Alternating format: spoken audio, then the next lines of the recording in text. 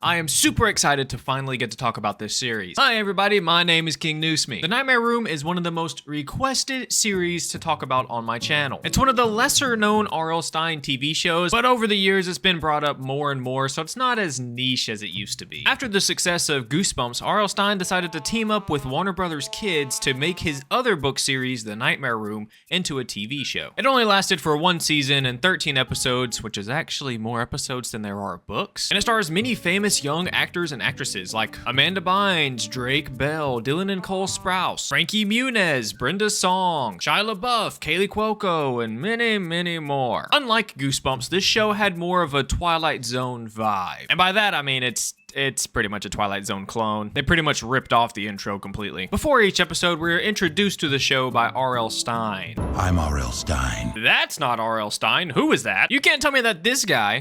Hello, I'm R.L. Stine. I write the Goosebumps books. Suddenly sounds like that. Of course this isn't him. Stine is actually voiced by James Avery, who you might know as Uncle Phil from The Fresh Prince of Bel-Air. The show itself is a little bit more mature than Goosebumps. Well, the books are anyways. But that doesn't mean it doesn't get pretty wacky at times. And one of the wackiest being the episode we're going to be talking about today. Because I asked you guys what episode I should talk about and you guys voted for Tangled Web. Tangled Web is the 4th episode of The Nightmare Room and it is technically an original to the series. There isn't a book called Tangled Web, but it does take inspiration from the book Liar Liar. In that book, the main character lies so much that he ends up in an alternate dimension with an evil twin. This episode doesn't have anything close to that, but it is very insane. This episode stars Justin Burfield, who you probably know as Reese from Malcolm in the Middle. And I am super excited to talk about this episode, so let's quit yapping and get into it. We start the episode by meeting our main character, Josh. Josh is a nice kid, but he's a bit of a fibber. His dad, who is David in American Werewolf in London, comes in to confront Josh on a couple of lies he's told recently. Apparently his mom's car has a huge scratch on it and they found Josh's hockey stick nearby. But of course that wasn't him, it was probably the kid next door. His dad also found his progress report in the trash, but that also wasn't Josh's fault. Dad, I put that on your desk. You probably threw it away by accident. So yeah, he might be a little bit more than just a bit of a fibber. He's more like a full-on pathological liar. And also, before we move on, I want to talk about this scene right here. He's reaching his hand underneath the couch looking for the remote, and they show him reaching his hand over a mousetrap that's underneath the couch, and then suddenly he whaps the remote onto the table. What? That makes no sense. I understand it was a fake out, but it would have made more sense if they made his dad put the remote on the table rather than him. Just a little bit of a weird camera thing that happens here. Sorry, I had to point that out. Josh makes his way to school and then immediately tries to quickly do his homework before the teacher comes in. But luckily for him, they have a substitute for today. Sub. The sub's name is Mr. Farber, and he's a bit of a strange dude. He's also Bill in Kill Bill. God, the show has so many famous people in it. He calmly tells the kids that he knows about the worksheet and that he'll be around to collect them, as he lights a candle for some reason. It does do this cool match trick, which gives him some cool points in my opinion. When Mr. Farber gets to Josh, Josh actually tells him the truth for the first time in his life. I don't have money. Let's go, he's healing. Except for he follows that statement with a lie. Aww. I know. He claims that some escaped prisoners with clown masks broke into his house last night and stole his homework. What happened to my dog ate it, dude? That one's at least a little bit believable. That lie was so bad, even Mr. Farber knows you're lying. Luckily, he somewhat saves it by saying that he laid the paper on top of his DVD player and the robbers took the DVD player with the paper on top of it. Luckily, Mr. Farber's an understanding guy and gives Josh the benefit of the doubt. And he gives him another paper to turn into his teacher the next day. One of the other classmates asks, "You actually believe that?" And Mr. Farber says that Josh looks like an honest man. I'm sure if he says something is true, then it must be true. Okay, maybe Mr. Farber's a little too trusting. After class, Josh is walking with his friends Adam and Nikki, and he is, believe it or not, telling them another lie. He tells them that he went to the museum recently and he saw a mummy in a casket move. And not just a little move, he moved his whole arm. And he says that they had to shut down the exhibit because that night the mummy escaped and they lost it and they still don't know where it is. And of course his friends don't believe him. Right, so there's a mummy walking around. and nobody seen him. And since he's getting some pushback, Josh decides to lie harder. He says that the mummy was actually a wizard that died a long time ago, but vowed to come back this year. And he's going to take the body of somebody so he can live forever. Ah, yeah, don't you hate it when the mummy wizard comes back to life and steals your body? Ah, it's the worst. The classmate from earlier starts picking on Josh for lying so much. He tries to steal Josh's backpack and take his homework like he claimed the clowns did. But Josh tells him if he doesn't stop, he's gonna send his big brother that just got out of military school after him. That sounds a little familiar. I don't know where I could have heard that from. It'd be kind of funny if Francis from Malcolm in the Middle was also his older brother in this episode. Josh claims that his big brother is so tough that even the military school couldn't handle him. And this effectively does nothing. The dude just rips the backpack off of him, dropping it with a loud crash. And this is when Josh tells another lie. I am not joking. This dude told 4 lies in less than 2 minutes. You know what? I hate to say it. This dude might be a pro liar. Some say he's the LeBron James of lying. Josh says that he took some snakes from the science lab and the bully just broke the jar that he was keeping them in. The bully tells him, Dude, you don't know when to quit. and then he unzips the bag, and to everyone's surprise, including Josh's, there were actually snakes inside. Josh claims that he actually didn't put the snakes inside his bag and he really doesn't know how they got in there. Nikki says that maybe somebody just pulled a prank on him and he just got really lucky with one of his lies. She also offers to send one of her big brothers in and pretend like he's Josh's military big brother, just in case the dude picks on him again. That night, Josh is laying in bed watching a movie. Also, side note, you can kind of see which movie he is watching, but I can't really make out exactly what it is. At first, I thought it was Return of the Mummy from Goosebumps, but upon closer inspection, it does say something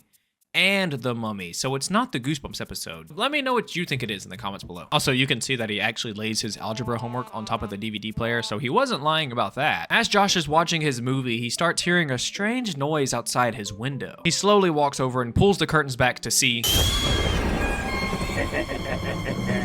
Freaked out, he tries to escape his house, but the clowns are already inside. So he decides to hide in his closet as they search for him.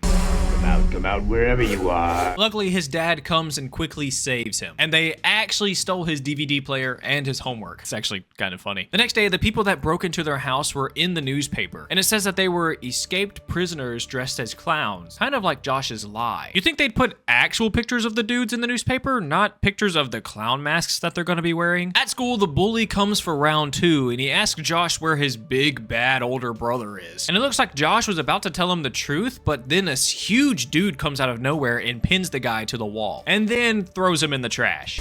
Touch my brother again, I will cause you irreversible harm. Are we clear on that, soldier? This lie might work in his favor. Except now the big brother wants compensation. He says Josh will pay him back with any amount of money he gets, whether it's allowance, lunch money, or just anything the dude wants. Yeah, maybe this one isn't so cool anymore. Josh runs to Nikki and tells her to tell her brother to back off of him. But she claims that she hasn't even told her older brother about the situation yet. That's when Mr. Farber sneaks up behind her and asks if there's a problem. But of course, Josh lies and tells him, no, everything's okay. Which leads to Mr. Farber eerily saying, If you say there's no problem, then that must be true. with a little wink as he walks away. They go back to their conversation and Nikki says that she doesn't even know this military dude and how did he even get him to go away? I told my new ninjas. Ninjas? Apparently he told the guy that he hired ninja bodyguards to take him out if the dude messes with him anymore. Does this kid not learn from anything? Josh gets called to the principal's office for his big brother throwing a kid in the trash, and Josh tries to tell her the truth that he doesn't have a big brother, and he doesn't even know the guy who did it. But of course, she doesn't believe him, and she says she's going to have to call his parents and tell them what happened. And to save his ass, once again, Josh lies. He tells her that his parents are on a trip to Hawaii and they don't want to be bothered, but she doesn't care, she's gonna call him anyways. After that, his buddy Adam asks Josh if he could get backstage passes to the next wrestler Sting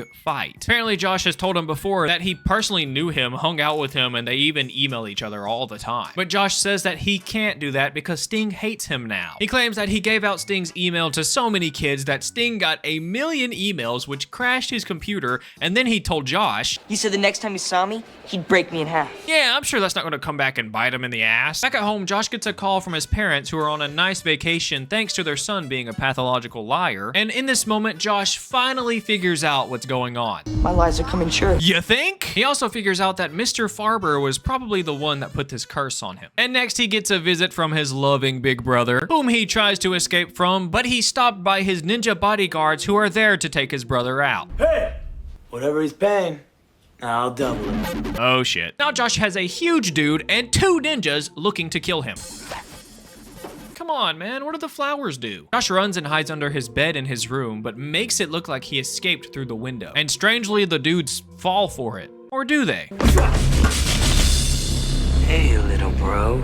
Josh tries to tell them that they're not real, that they're all lies, and that he made them up. But everything Josh lies about turns out to be real. So maybe they're more real than he thinks. And Josh warns them that they maybe shouldn't hurt them because cops patrol the area often and they might get caught. Suddenly, sirens start blaring outside. And while the ninjas and Big Bro are distracted, Josh decides to make a run for it. But sadly, he doesn't make it too far. The clown prisoners catch him and they hide, making sure he doesn't make any noise, while the cops check the place out. Luckily, one of the clowns accidentally touches the mousetrap from earlier, giving Josh the perfect time to escape. And he begs the cops for help, but they just say, "Sorry, kid.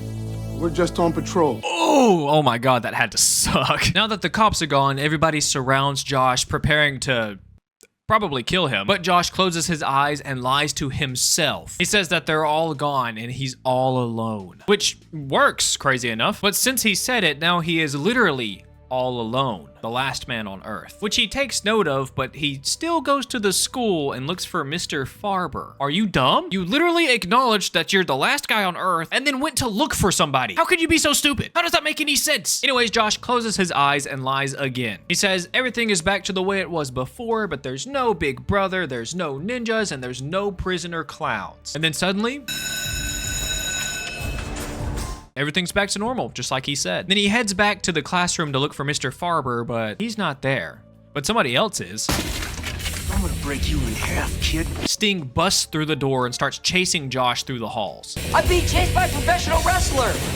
Sting is pretty upset at Josh because he got like 1 million emails which crashed his computer, and now he wants to break Josh in half. Yeah, I'm sure that's not gonna come back and bite him in the ass. Josh runs to the principal's office where he asks where Mr. Farber is. Sadly, Mr. Farber is gone for the day and she doesn't know when he's gonna be back. He tries to tell her that the wrestler Sting is chasing him and he wants to hurt him and that he needs Mr. Farber. And of course she doesn't believe him. That sounds insane. So after that, Josh just runs out and takes refuge in the janitor's closet, which helps him hide from Sting, but he's not alone.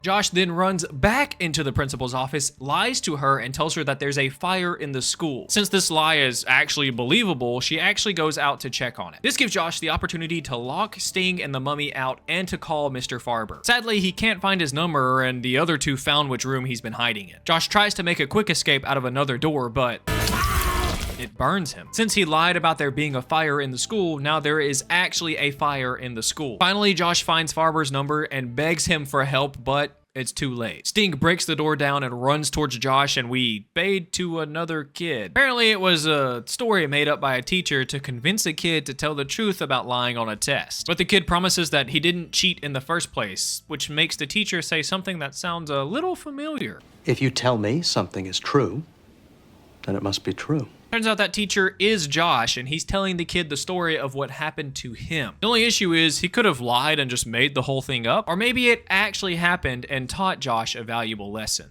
Today, Mr. Ryan carries on the lessons he learned in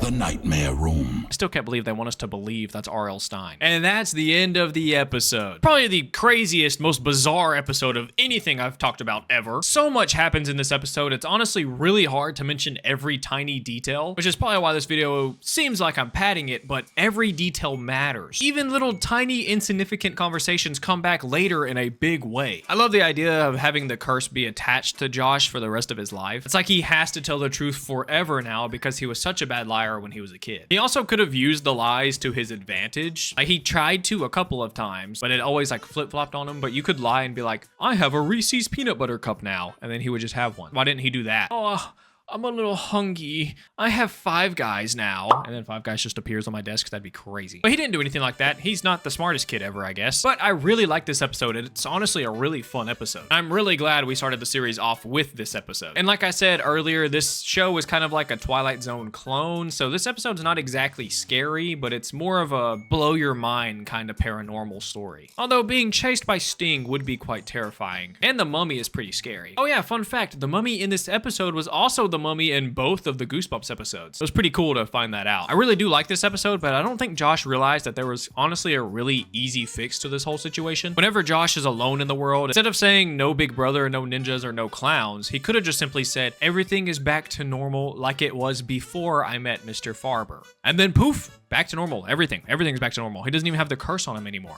I just wonder why he didn't think of anything like that. But like I said before, this series has some crazy celebrities in it. So if you want to see me talk about more episodes, let me know in the comments below. Also, let me know what you think about this episode in the comments below. I have a Patreon. The $5 members get videos a day early, plus some bonus content, maybe some pictures of my cats, and a Discord server. Also, your name right here on screen. Like the video if you like the video. Thank you for watching the video all the way through. I appreciate you all, and peace.